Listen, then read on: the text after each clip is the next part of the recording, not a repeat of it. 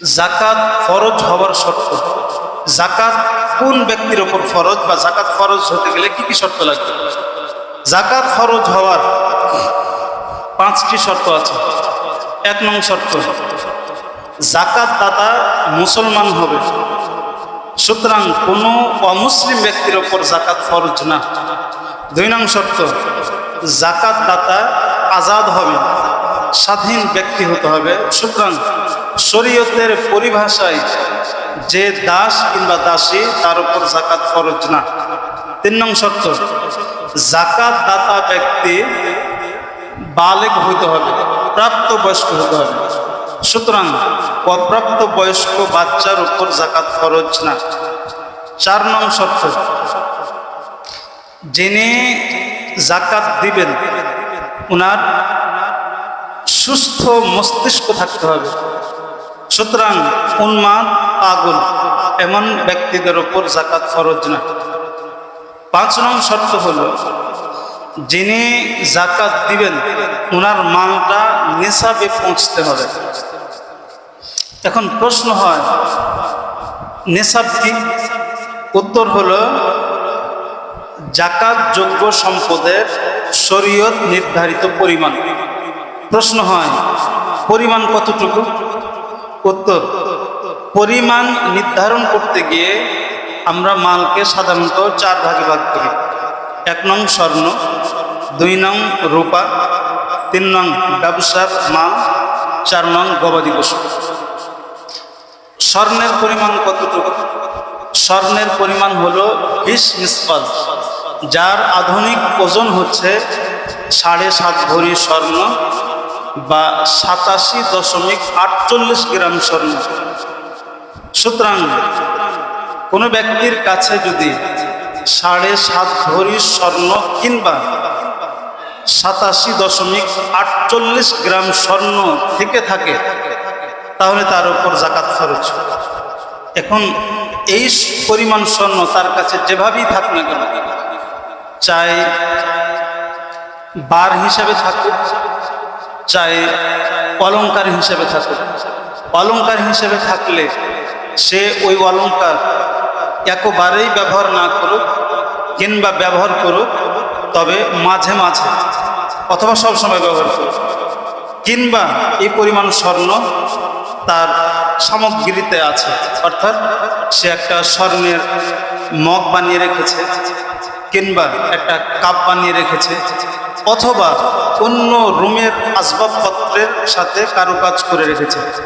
মোট কথা 7.5 ভরি স্বর্ণ কোনো ব্যক্তির কাছে যে কোনোভাবে থাকলে বা তার থেকে বেশি স্বর্ণ থাকলে এরপর জাকাত ফরজ হবে। রূপার পরিমাণ কতটুকু? রূপার পরিমাণ হচ্ছে 200 দিরহাম, যার আধুনিক ওজন হচ্ছে 52.5 ভরি রূপা কিংবা 612.36 গ্রাম রূপা। তাহলে 52.5 ভরি রূপা কিংবা 612.36 গ্রাম রূপা, এই পরিমাণ রূপা কোনো ব্যক্তির কাছে থাকলে তার উপর জাকাত ফরজ। যে কোনোভাবেই থাক না কেন, চাই বার হিসেবে থাকুক কিংবা অলংকার হিসেবে। অলংকার হিসেবে থাকলে সে অলংকার ব্যবহার না করুক কিংবা করুক, করলে সবসময় ব্যবহার করুক কিংবা একেবারেই ব্যবহার না করুক বা মাঝে মাঝে ব্যবহার করুক, যেভাবেই করুক না কেন। অথবা রূপার কোনো সামগ্রী আছে, একটা কাপ আছে অথবা একটা পেয়ালা আছে, কিংবা অন্য কোনো সামগ্রীর সাথে রূপার কারুকাজ করা আছে, তো যে কোনোভাবেই এই 52.5 ভরি রূপা কোনো ব্যক্তির কাছে থাকলে তার উপর জাকাত ফরজ। তাহলে স্বর্ণের পরিমাণ পেলাম 7.5 ভরি, রূপার পরিমাণ পেলাম 52.5 ভরি। ব্যবসার মাল এর পরিমাণ কতটুকু? ব্যবসার মালের পরিমাণ হলো, ব্যবসার মালের মূল্য যদি 52.5 ভরি রূপার মূল্যর সমপরিমাণ বা তার থেকে বেশি হয় তাহলে তার উপর জাকাত ফরজ। এখন প্রশ্ন আসবে, 52.5 ভরি রূপার বর্তমান সময়ে দাম কতটুকু?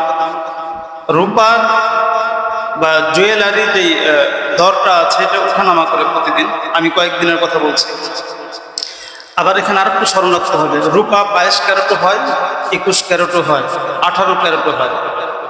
তো সতর্কতা স্বরূপ 18 ক্যারেটটা ধরা ভালো। 18 ক্যারেট রূপার যদি কেউ মূল্য ধরে, তাহলে 52.5 ভরি রূপা কোনো ব্যক্তির কাছে যদি থাকে এবং এই রূপাটা সে বিক্রি করতে যায় পুরাতন হিসেবে, তাহলে এটার দাম আনুমানিক 1,72,000 টাকা আসে। তাহলে কি দাঁড়ালো, যে কোনো ব্যক্তির যদি ব্যবসার মালের মূল্য 1,72,000 প্লাস টাকা হয়, তাহলে তার উপর যাকাত আসবে। ব্যবসার মাল যে কোনো ধরনের মাল হোক না কেন, একজন ব্যক্তি মুদির দোকান দেয়, তাহলে দেখতে হবে তার মুদির দোকানের যেই মালামাল আছে, এই মালামালের মূল্য সে হিসাব করবে 1,72,000 টাকা হয় কিনা, অথবা তার বেশি হয় কিনা। যদি হয় তাহলে তার যাকাত আসবে। একজন ব্যক্তি কাপড়ের ব্যবসা করে, কাপড়ের মালের সে হিসাব করবে আমার এই মালের দাম 1,72,000 টাকা বেশি হয় কিনা। যদি হয় তাহলে যাকাত আসবে। একজন ব্যক্তি হাঁড়ি পাতিলের ব্যবসা করে, তাহলে সে হিসাব করবে যে আমার এই 1,72,000 টাকা হয় কিনা এই হাঁড়ি পাতিলের। যদি বেশি হয় তাহলে যাকাত আসবে। এভাবে কেউ সিমেন্টের ব্যবসা করছে, কেউ রডের ব্যবসা করছে, কেউ গাড়ির ব্যবসা করছে, গাড়ি বেচা কেনা করে, গাড়ির ব্যবসা করছে। মোট কথা যেই ধরনেরই ব্যবসা করুক না কেন, সে দেখবে যে আমার ওই মালামালের মূল্য 1,72,000 কিংবা তার থেকে বেশি হচ্ছে কিনা। যদি হয় তাহলে তার উপর যাকাত আসবে। প্রশ্ন, কেউ জমি রাখলো ব্যবসার জন্য, হয় না জমি কিনা বেচা, এই ব্যক্তির উপর যাকাত আসবে কিনা? আসবে, কারণ জমি এটা ব্যবসায়িক মাল। এই জমির দাম যদি 1,72,000 কিনা তার থেকে বেশি হয়, তাহলে তার উপর যাকাত আসবে। আবার প্রশ্ন হয় যে অনেকে কিন্তু ফ্ল্যাটের ব্যবসা করে, ফ্ল্যাট কিনে রেখে দেয়, যখন বাড়ি তখন এটা বিক্রি করে, যাকাত আসবে কিনা? উত্তর হলো অবশ্যই যাকাত আসবে, যদি 1,72,000 কিনা তার থেকে বেশি হয়, কেননা এটা ব্যবসায়িক পণ্য। প্রশ্ন, একজন ব্যক্তি স্টক জাতীয় মালের ব্যবসা করে, এরপর যাকাত আসবে কিনা? অবশ্যই আসবে, কারণ স্টক যে মালগুলো করে রেখেছে এটা ব্যবসায়িক মাল। এই ব্যবসায়িক মালের সে দেখবে যে 1,72,000 বা তার থেকে বেশি দাম হচ্ছে কিনা। যদি হয় তাহলে তার উপর কি আসবে? যাকাত আসবে। তাহলে ব্যবসায়িক মালের পরিমাণ কতটুকু এটা আমরা পেলাম। 4 নং মাল যেটা, সেটা গবাদি পশু। গবাদি পশু বিভিন্ন রকম, তাই তার পরিমাণও বিভিন্ন রকম। গবাদি পশু মৌলিকভাবে 3 ভাগে ভাগ করা হয়। 1 উট, 2 হলো গরু, গরু জাতীয় যেরকম মহিষ, 3 হলো বকরি, বকরি জাতীয় যেরকম ভেড়া, দুম্বা। তো যদি উট হয় তাহলে সর্বনিম্ন 5টি হলে যাকাত আসে, সর্বনিম্ন 5টি থাকতে হবে, তারপরে যাকাত আসে। কিছু কথা আছে আরও এখানে। 2 নং হলো যদি গরু হয় বা গরু জাতীয় মহিষ, তাহলে সর্বনিম্ন 40টি থাকতে হবে, তার বেশি থাকলে তখন যাকাত আসবে। যদি বকরি হয় তাহলে সর্বনিম্ন 40টি। তাহলে উট হলো 5টি, গরু হলো 30টি, বকরি হলো 40টি। আসলে এই যে গবাদি পশু আমাদের বাংলাদেশে খুবই কম, হাতে গোনা কিছু মানুষের যারা ফার্ম করে তাদের কাছে পাওয়া যায়। এই জন্য এগুলোতে আর অত সামনে গেলাম না। এখানে তো আরও কথা আছে, যারা এইসব মাসলার সম্মুখীন হবেন ভালো কোনো মুফতি সাহেবকে জিজ্ঞেস করে তারপরে সমাধান নেবেন। তাহলে পরিমাণ আমরা স্বর্ণের পেলাম 7.5 ভরি, রূপার 52.5 ভরি, আর ব্যবসার মালের 1,72,000, আর গবাদি পশু আমরা পেলাম। এখন প্রশ্ন হয় যে এই যে জাকাত যোগ্য সম্পদ আমরা 4 প্রকার পেলাম, এখন একজন ব্যক্তির কাছে 4 প্রকারের কোন প্রকার নেই, কিন্তু নগদ অর্থ আছে। এমন কথা যে এর উপর যাকাত আসবে কিনা? উত্তর, ওই নগদ অর্থের পরিমাণ যদি 1,72,000 টাকা বা তার থেকে বেশি হয়, তাহলে তার উপর যাকাত আসবে। 1,72,000 কম যদি হয়, যাকাত আসবে। প্রশ্ন হয়, একজন ব্যক্তির কাছে যাকাত যোগ্য সম্পদ একাধিক প্রকার আছে। কেমন? কিছু স্বর্ণ আছে, কিছু রূপা আছে। স্বর্ণ 7.5 ভরির থেকে কম, রূপা 52.5 ভরির থেকে কম।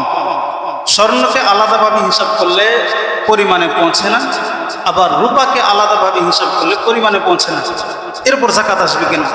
তার উত্তর হলো, এক্ষেত্রে নিয়ম হলো, যখন কারো কাছে একাধিক যাকাত যোগ্য সম্পদ থাকবে, পৃথকভাবে পরিমাণে পৌঁছবে না, তখন ওই সময় 2টির মূল্য একত্রে করবে করে। যদি রূপার মূল্যের সমপরিমাণ হয়, অর্থাৎ 1,72,000 টাকা পরিমাণ হয়, তাহলে তার যাকাত চলে আসে। কেমন? একজন ব্যক্তির কাছে 1 ভরি স্বর্ণ আছে, 1 ভরি স্বর্ণতে কখনো যাকাত আসে না, 7.5 ভরি লাগবে। এদিকে 1 ভরি রূপা আছে, আবার 1 ভরি রূপা তো জাকাত আসে না। এখন কি করতে হবে, স্বর্ণ 1 ভরি স্বর্ণের দাম হিসাব করবে, আর এদিকে রূপার 1 ভরি দাম এক জায়গাতে করবে, করে দেখতে হবে যে 1,72,000 টাকা পরিমাণ হচ্ছে কিনা। যদি হয়ে যায় তাহলে জাকাত চলে আসবে। তাহলে এখানে তো জাকাত চলে আসবে, কারণ 1 ভরি স্বর্ণের দামই তো প্রায়, আমি যদি বিক্রি করতে যাই কথার কথা আমি ধরলাম 2,20,000, আর এদিকে 1 ভরি রূপার দাম আমি সর্বনিম্ন ধরলাম 3,000, তাহলে 2,23,000 টাকা আমার চলে আসছে। তাহলে এখন কি চলে আসবে, জাকাত চলে আসবে।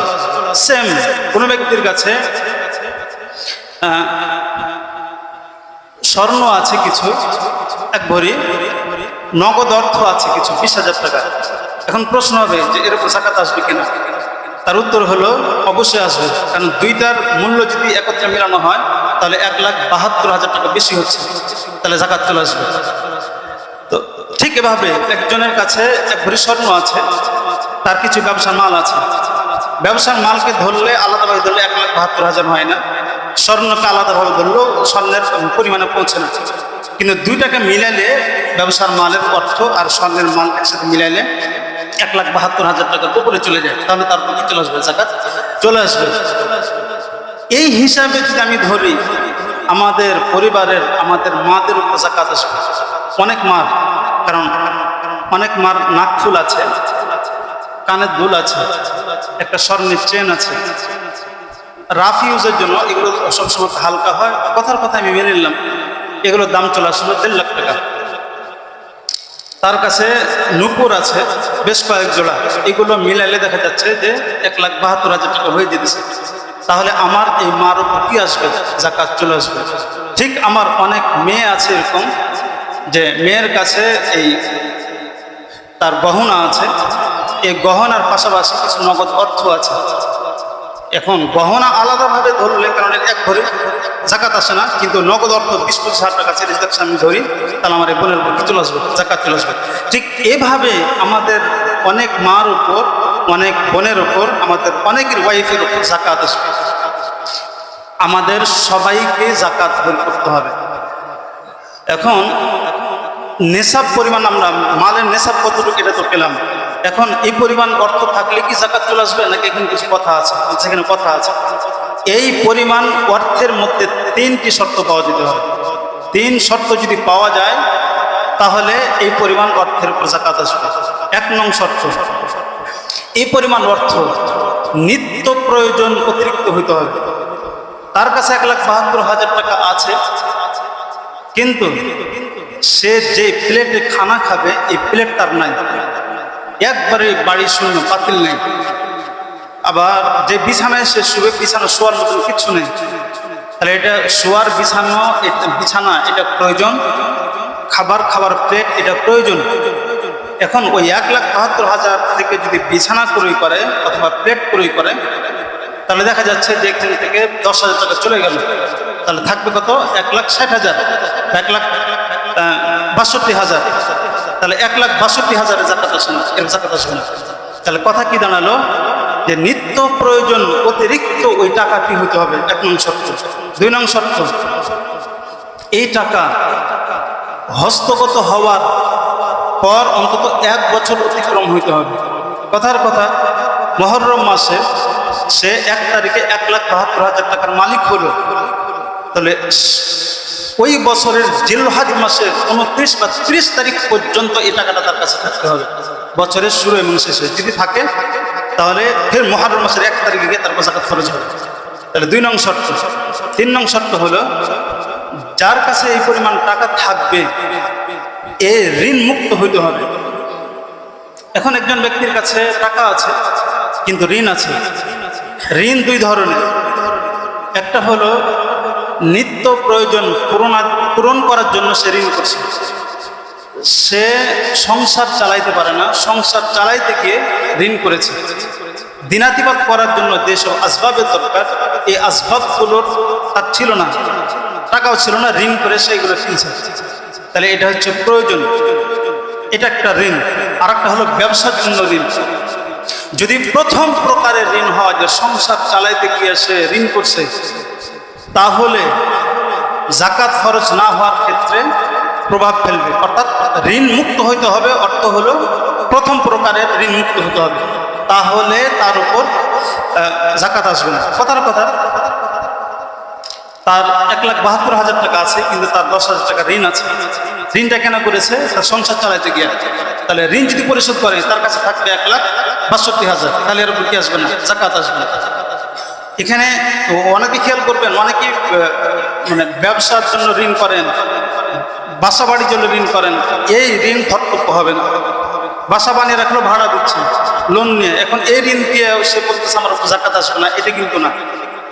মোট কথা, ঋণ দুই প্রকার। প্রথম প্রকারের ঋণ জাকাত ফরজ না হওয়ার ক্ষেত্রে প্রভাব ফেলবে। দ্বিতীয় প্রকারের ঋণ জাকাত ফরজ না হওয়ার ক্ষেত্রে প্রভাব ফেলবে না। তাহলে আমরা কি পেলাম? যে নেশাব পরিমাণ অর্থের মধ্যে 3 শর্ত পাওয়া গেলে এই 4 প্রকার মালের উপর জাকাত আসবে। 1 নং শর্ত, নিত্য প্রয়োজন অতিরিক্ত হতে হবে। 2 নং, পূর্ণ 1 বছর যাইতে হবে। 3 নং, প্রথম প্রকারের ঋণ অতিরিক্ত হতে হবে, ঋণ না থাকতে হবে, তাহলে তারপর জাকাত খরচ হবে। যেহেতু ঋণের কথা আসলো, এখানে একটু মশলা বলে দিই। প্রশ্ন, ঋণ দেওয়া টাকার জাকাত কে দিবে? কথার কথা, আমি একজনকে 1 লাখ টাকা কর্জে হাসানা দিলাম, এখন এই 1 লাখ টাকার জাকাত আমি দিব না যে আমার কাছ থেকে নিল সে দিবে? উত্তর হলো, টাকার মালিক জাকাত দিবে, অর্থাৎ আমাকে জাকাত দিতে হবে। প্রশ্ন, বাকিতে পণ্য বিক্রি করার পর যে টাকাটা বাকি থাকে, বকেয়া টাকার জাকাত কে দিবে? তার উত্তর হলো, টাকার মালিক দিবে, তার মানে যে বিক্রেতা সে দিবে। প্রশ্ন, কোনো ব্যক্তি আমানত রাখলো, বন্ধক রাখে না, বন্ধক রাখে, বন্ধক রাখলো কোনো টাকা, এখন এই বন্ধকি টাকা, গচ্ছিত টাকা জাকাত কে দিবে? টাকার মালিক নাকি যার কাছে আছে? মালিক দিবে, রাইট, মানে টাকার মালিক দিবে।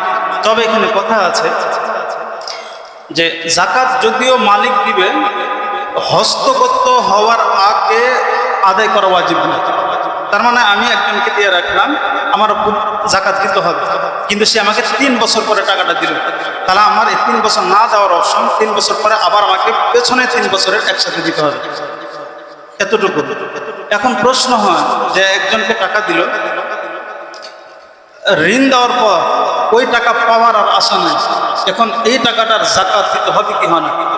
যদি এমন হয় যে ঋণ গ্রহীতার কাছ থেকে টাকাটা পাওয়ার আশা নেই, তাহলে টাকার মালিকের জাকাত দেওয়া লাগবে না। তবে ভবিষ্যতে কখনো যদি আবার পাওয়া যায়, তাহলে পরবর্তীতে জাকাত দিতে হবে। তাহলে ঋণ সংক্রান্ত আমরা কথা জানলাম। জাকাত ফরজ হওয়ার 5টি শর্ত, 5টি শর্তের আমরা আলোচনা করলাম। তাহলে জাকাত সংক্রান্ত আমরা কয়টা আলোচনা করলাম? 5 নং আলোচনা করলাম। জাকাত সংক্রান্ত 6 নং বিষয় বা 6 নং কথা হলো যে এই যে জাকাত যোগ্য সম্পদ থেকে আমরা জাকাত বের করব, কতটুকু বের করব এটা জানার দরকার। জাকাত যোগ্য সম্পদ থেকে আমরা 40 ভাগের 1 ভাগ বের করব, পার্সেন্টেজ হিসেবে 2.5% বের করব। 2.5%, শতকরা 2.5%। কথার কথা, 100 টাকা থেকে জাকাত বের করতে গেলে কত আসবে? 2.5 টাকা আসবে। 1000 টাকা থেকে আমি যদি 2.5% বের করি, তাহলে 250 টাকা। আমি যদি 1 লাখ টাকা থেকে 2.5% জাকাত বের করি, তাহলে 2,500 টাকা। আমি 1 কোটি টাকা থেকে 2.5% জাকাত যদি বের করি, তাহলে 2.5 লাখ টাকা। তাহলে জাকাত যোগ্য সম্পদ থেকে 40 ভাগের 1 ভাগ কিংবা 2.5% জাকাত বের করবে। জাকাত সংক্রান্ত 7 নং বিষয় বা 7 নং কথা কি? 7 নং কথা হলো এই জাকাতের খাত কি কি, আমরা জাকাত কাকে দিব? সূরা তাওবার 60 নং আয়াতে আল্লাহ তাআলা জাকাতের খাত বর্ণনা করেছেন। এখানে মোট 8টি খাতের কথা আছে, তবে একটির বিধান ইসলামের শুরুর দিকে মানসুখ হয়ে গেছে, তাহলে এখন থাকলো 7টা। আল্লাহ বলে ইন্নামাস সাদাকাত লিল ফুকারা, কাকে দিব? আল্লাহ 1 নম্বরে বলেছে লিল ফুকারা, ফকিরদেরকে দিব। জাকাত ফকিরদের হক, 1 নং পেলাম। 2 নং ওয়াল মাসাকিন, মিসকিনদের হক। ফকির আর মিসকিন কি? ফকির হলো যার কাছে কিছু হলো অর্থ থাকে কিন্তু ওই অর্থটা নেশাব পরিমাণ পৌঁছে না। আর মিসকিন যার কাছে কিছুই থাকে না, এ দিন আনের দিন খায়, এর কাছে আর কিছু জমা থাকে না, মিসকিন। তাহলে 1 নং ফকির, 2 নং মিসকিন।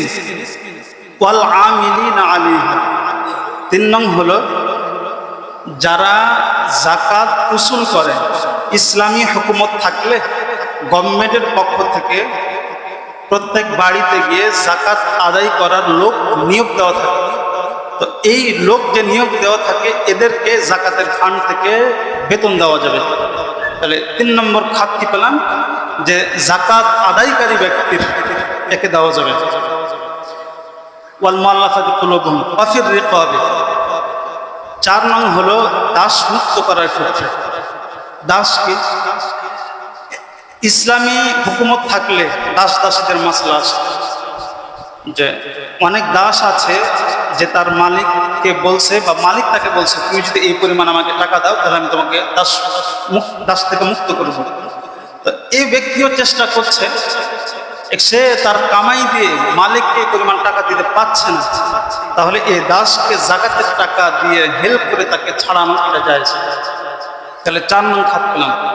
ওয়াফির রিকাব, 5 নং খাত ওয়াল গারিমিনা, যারা ঋণগ্রস্ত। ঋণগ্রস্ত আবার 2 প্রকার আমি বললাম, যে যারা সংসার চালাইতে গিয়া ভালো মানুষ, ভালো জীবনযাপন করে, ঋণগ্রস্ত হয়ে গেছে, ঋণ মুক্ত হতে পারতেছে না, তাহলে এর ঋণ পরিশোধ করার জন্য একটা জাকাত দেওয়া জায়েজ আছে। একজন ব্যক্তি মদ খায় মাতাল, তার সংসারে ইনকাম 5 টাকা, সে খরচ করে 10 টাকা, ঋণ হয়ে গেছে, এর জন্য না কিন্তু। অথবা ব্যবসার জন্য সে ঋণগ্রস্ত হয়ে আছে, এভাবে ধরলে গার্মেন্টস ফ্যাক্টরির মালিকরাও তো ঋণগ্রস্ত হয়েছে, তাহলে তো একও জাকাত দেওয়া যাবে, সেরকম না। বরং যে সংসার চালাইতে গেল ভালো মানুষ, দিনদার, কিন্তু ঋণগ্রস্ত, এর ঋণ পরিশোধ করার জন্য একটা জাকাত দেওয়া যাবে। এখানে আর কথা বলে দিই, কোনো ব্যক্তি কাউকে ঋণ দিল, সে টাকা দিতে পারে না, এখন ঋণদাতা বলতেছে আমার উপর তো জাকাত খরচ, আমি তোমাকে মাফ করে দিলাম, এটা জাকাতের টাকা হিসেবে, তাহলে জাকাত আদায় হবে কি হবে না? উত্তর হলো হবে না। এটা একটু কথা আছে, আগে তাকে জাকাত দিবে, জাকাত দেওয়ার পরে তখন তাকে বলবে ভাই আমার ঋণ দেন, কিন্তু ওই ঋণ থেকে জাকাতের অর্থ কাটবে, এভাবে কাটবে, কিন্তু ঋণ আদায় হবে না, জাকাত আদায় হবে না। তাহলে কেমন করতে হবে? আমার কাছ থেকে একদিন 1 লাখ টাকা নিল, 10,000 টাকা নিল, সে দিতে পারে না, আমার উপর জাকাত ফরজ, আমি কথা বলতে পারবো না যে ঠিক আছে আমার জাকাত ফরজ, যে জাকাতের টাকাটা দিব আমি এখান থেকে তোমাকে বিয়োগ করে দিলাম, জাকাত আদায় হবে না। বরং আমাকে কি করতে হবে, আগে ওকে জাকাত দিতে হবে 10,000, তারপর আগে বলতে হবে ভাই আপনি আমাকে কি করেন, আমার ঋণ দিয়ে দেন, এরকম সিস্টেম করা যেতে পারে। আচ্ছা, এখানে তাহলে ঋণগ্রস্ত ব্যক্তিকে জাকাত দেওয়া যাবে। 6 নং হলো ওয়াফি সাবিলিল্লাহ, আল্লাহর রাস্তায় দেওয়া যাবে। আল্লাহর রাস্তায় মুজাহিদ জিহাদ করতে যাবে, জিহাদের সামানা কেনার সামর্থ্য তার নেই, তাহলে জাকাতের ফান্ড থেকে টাকা দিয়ে তার জিহাদের আসবাবপত্র কিনে দেওয়া, এটা জায়েজ আছে। 6 নং। 7 নং ওয়াবনি সাবিল, মুসাফির, সে সফরে বের হলো, বাড়িতে অর্থ আছে কিন্তু রাস্তাতে তার টাকা শেষ হয়ে গেছে, অথবা তার মাল চুরি হয়ে গেছে, এখন সে অসহায় হয়ে পড়েছে, তাহলে এই মুসাফিরকে তার প্রয়োজন মেটানোর জন্য কি করা যায়, জাকাত দেওয়া যায়। এই মোট 7 খাত, এই 7 খাত ছাড়া কোথাও জাকাত দেওয়া যায় না। তাহলে প্রথম প্রকার ফকির, দ্বিতীয় প্রকার আমরা মিসকিন পেলাম। ফকির মিসকিনকে জাকাত দেওয়া, এটা হচ্ছে প্রথম এবং দ্বিতীয় খাত, আল্লাহ নিজে বলছে। সুতরাং ফকির মিসকিন যারা দিনদার হয়ে তাদেরকে বেশি জাকাত দেওয়া উচিত। আমি বলবো কওমি মাদ্রাসা যেখানে লিল্লাহ ফান্ড আছে, এখানে জাকাতটা দেওয়া বেশি উত্তম। কেন? কারণ জাকাত দেওয়ার সওয়াব পাবে, এই টাকা দিয়ে গরিব মিসকিন ছাত্রের কাপড়ের ব্যবস্থা করা হয়, তার কিতাবাদির ব্যবস্থা করা হয়, তার ভরণ পোষণের ব্যবস্থা করা হয়।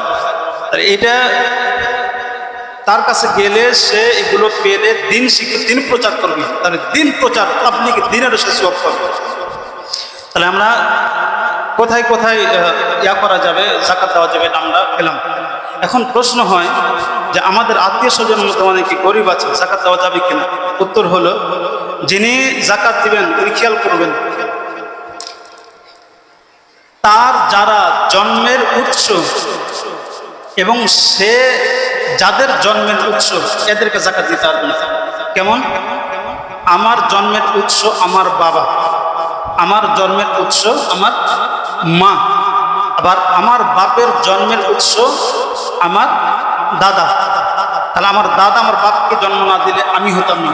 তাহলে এক প্রকারের আমার দাদাও আমার জন্মের উৎস, আমার নানিও আমার জন্মের উৎস। তাহলে আমি আমার যাকাত আমার বাবাকেও দিতে পারবো না, আমার মাকেও দিতে পারবো না, আমার বাপের বাপকেও দিতে পারবো না, আমার বাপের মাকেও দিতে পারবো না, আমার মার মাকেও দিতে পারবো না, আমার মার বাবা তথা নানাকেও দিতে পারবো না। এভাবে উপরের দিকে যত উৎস হবে দেওয়া যাবে না। এবার আমি যাদের জন্মের উৎস আমি তাদেরকে দিতে পারবো না। আমি কার জন্মের উৎস? আমার মেয়ের, আমার ছেলের। তাহলে আমি আমার ছেলেকে যাকাত দিতে পারবো না। আমার ছেলের ছেলে তারও জন্মের উৎস আমি তাকেও যাকাত দিতে পারবো না। আবার আমার মেয়ের জন্মের উৎস আমি, তার মেয়ের জন্মের উৎস এক ধরনের আমি যাকাত দিতে পারবো না। তাহলে কি কথা দাঁড়ালো? আমি আমার ছেলেকে যাকাত দিতে পারবো না, আমি আমার পোতাকে যাকাত দিতে পারবো না, আমি আমার পরপোতাকে যাকাত দিতে পারবো না, আমি আমার মেয়েকে যাকাত দিতে পারবো না, আমি আমার মেয়ের মেয়েকে নাতনিকে যাকাত দিতে পারবো না। এভাবে নিচের দিকে যতই যাবে যাকাত দেওয়া যাবে না। আর একটা কথা খেয়াল রাখতে হবে, স্বামী তার স্ত্রীকে, স্ত্রী তার স্বামীকে যাকাত দিতে পারবে না। তাহলে আত্মীয়দের মধ্যে এই দুই প্রকারের আত্মীয় ছাড়া সবাইকে যাকাত দেওয়া যাবে। প্রশ্ন, আমার ভাই অসহায়, যাকাতের উপযুক্ত, এখন আমি যাকাত দিতে পারবো কিনা? উত্তর, আমার যাকাত আমি দিতে পারবো, কারণ আমার ভাইয়ের জন্মের উৎস কে? না আমি, না আমার বাবা। প্রশ্ন, আমি আমার ভাইগিনাকে যাকাত দিতে পারবো কিনা? উত্তর, ভাইগিনা যদি যাকাত খাওয়ার হকদার হয়, গরিব মিসকিন হয়, তাহলে আমি যাকাত দিতে পারবো, কারণ ভাইগিনার জন্মের উৎস আমি না। ঠিক আপনারা এগুলো খেয়াল করবেন। আত্মীয় স্বজনকে যাকাত দেওয়া যাবে, তবে তার জন্মের উৎস এবং সে যার জন্মের উৎস এদেরকে দিতে পারবে না। স্বামী তার স্ত্রীকে, স্ত্রী তার স্বামীকে দিতে পারবে না। প্রশ্ন, যাকাতের টাকা মসজিদে দেওয়া যাবে কিনা? উত্তর, দেওয়া যাবে না। যাকাতের টাকা দিয়ে মসজিদ নির্মাণ করা যাবে কিনা? উত্তর, দেওয়া যাবে, উত্তর, নির্মাণ করা যাবে না। প্রশ্ন, যাকাতের টাকা দিয়ে কোনো প্রতিষ্ঠান নির্মাণ করা যাবে কিনা? উত্তর, প্রতিষ্ঠান নির্মাণ করা যাবে না। প্রশ্ন, যাকাতের টাকা লিল্লা ফান, এতিমখানা যেখানে আছে সেখানে দেওয়া যাবে কিনা? উত্তর, দেওয়া যাবে, এখানে দেওয়াটাই উত্তম। প্রশ্ন, যাকাতের ফান্ডে জনকল্যাণমূলক কোনো কাজ করা যাবে কিনা? উত্তর, করা যাবে না। যেমন টিউবওয়েল কেটে দেওয়া, রাস্তার মেরামত, যাত্রী ছাউনি বানিয়ে দেওয়া, এ ধরনের যত কাজ এগুলো কিছু করা যাবে না।